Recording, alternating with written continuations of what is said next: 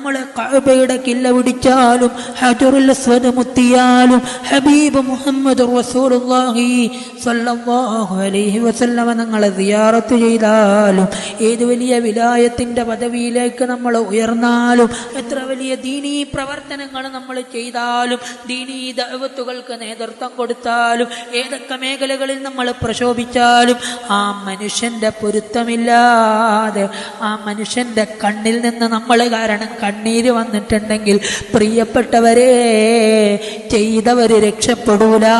വല്ലാഹി വല്ലാഹ് രക്ഷപ്പെടുമെന്ന് കരുതണ്ട. ആ മനുഷ്യന്റെ കണ്ണീരിന്റെ ഫലം ഇൻഷാ അല്ലാഹ് നമ്മൾ ദുനിയാവിൽ വെച്ച് അനുഭവിക്കേണ്ടി വരും. അതുകൊണ്ട് എൻ്റെ ശബ്ദം ശ്രവിക്കുന്ന ഉമ്മമാരോട്, സഹോദരിമാരോട്, യുവാക്കളോട്, ചെറുപ്പക്കാരോട് വിനയത്തോടെ പറയുകയാണ്, അത്തരത്തിലുള്ള ഒരു പ്രവർത്തനവും നമ്മൾ ചെയ്യരുത്.